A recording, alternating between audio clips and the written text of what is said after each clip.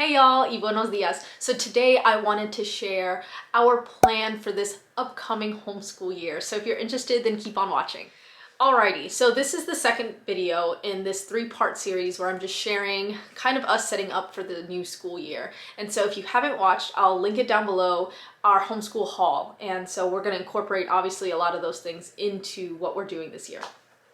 So I'm just so excited for this year in general, just because, you know, I feel the momentum. Luna is like very obviously into a lot of particular things, and so we're just kind of going with it. If y'all are interested in my homeschool style, I'll link that video down below because that'll kind of be a good precursor for what I'll be talking about today. So what we're really focusing on this year is our body, like our physical body, so everything that encompasses that. So everything from, you know, our biology to consent and respect to our emotions and feelings, boundaries, all of those things are what we're really like the overarching theme of this school year is going to be. And again, we homeschool year round, we are very child-led, and so that goes in so many different directions. And that's the beauty of homeschooling, is that you can really adapt it to your family and what works really well for y'all. But that's the overarching thing that we're going to be working on. So really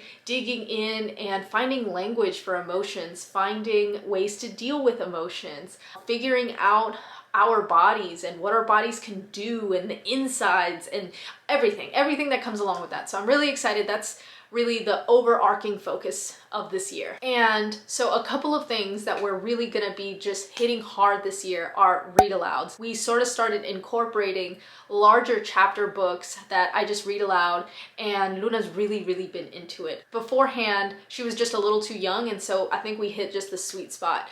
And so normally after clase, after like our sit down clase stuff, we go outside and we kind of have our little rockers outside, and I fix snacks. It's typically just mangos and fresas, and we have some agua, and I'll just sit and read. And they really enjoy that. And I find that time so sweet and just so like just picturesque. And so we're really leaning into that. There's so many wonderful chapter books out there that we will be going through, and I'll be sharing all of those as we go along through Patreon. Another big thing that we are planning, at least, is visiting a lot of museums.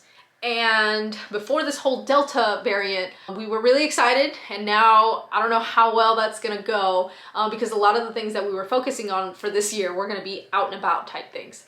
But museums, art museums, science museum, history museums, there's so many different aspects of learning that can be done there, not just the traditional like reading stuff, but talking to older people who work there. A lot of the folks who work out here in the local museums are older people who grew up with a lot of the artifacts that are there. And so I'm really excited for that. Hopefully we're able to do that depending on how everything goes, but that's one of the things that we want to lean into this year. And that kind of goes along with the next one, which are trips in general. So hiking trips and going to powwows and going to the post office, going to the fire station, all of these like trips that we want to do. I have my wonderful friend Becca, who has 3 little ones, and 2 of them are closer to Luna's age, and so we want to kind of make, you know, our own little group that we can go and explore these different places. A lot of these places, if you just go and talk to them, especially if you have a co-op, like homeschooling co-op, they'll obviously are gonna be able to already know this information, but a lot of the times you can go and be like, hey, you know, we have these little ones and they'd really love to see the inside of a fire truck. Is there any time that, you know, the firefighters would have the capacity to do that? And most of the time they're really excited. So we're gonna be doing lots of trips like that, hopefully, if everything goes well. Another aspect is connecting. So making these human connections, and they don't always have to be physical, but physical human connections are great, like talking to people in the grocery store, talking to people at the post office, at the library, and having these conversations. These are so important for little ones because oftentimes they're pushed aside, like, please don't talk, please stay in the background. And we don't want that. We want them to have conversations. We want them to know, and obviously not pressuring them. I have a chatterbox, so it's not pressured at all. She's normally the one that's like, I'm 4 years old, my name is Luna. And so because she's like that, I want to encourage her to explore that aspect of herself and be able to have these conversations. So connections, again, like physically talking to people, but also Luna has a couple of pen pals that she's going to be connecting with and sending stickers and writing letters, and like that's such a great way for her to practice handwriting, and also just the social aspect of sending someone a message. And another really big aspect, just pretty much the core of our homeschool in general, is those real life skills. Everything from knowing how to fix a peanut butter and jelly sandwich, knowing how to wipe something up. You know, these are really basic things that in traditional schooling or even traditional homeschooling, people kind of put in the back burner, but these are life skills. They're like super duper important. Just even being able to identify, like, this is the washer, this is the dryer, just simple things that like you might not think that they need to know, but they do, you know. And it's wonderful for them to learn all of these different things, you know, washing dishes. And that's such a fun activity for them. I don't know if you've ever let your young toddler to wash dishes. They have a blast. It's water, it's bubbles, it's the best combination for them.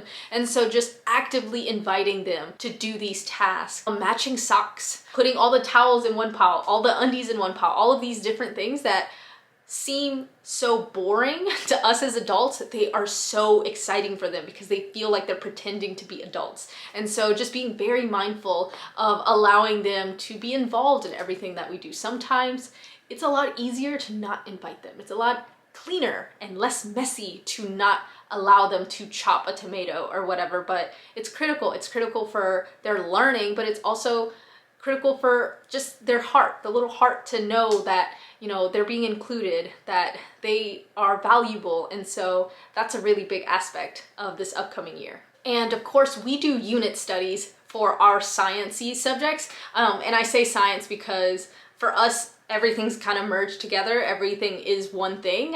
There's so much reading in science and math in science, and you know, all of these things are kind of combined together. But I'll read y'all our unit studies for this year. So we do one unit study a month. August will be oceans. September will be bugs.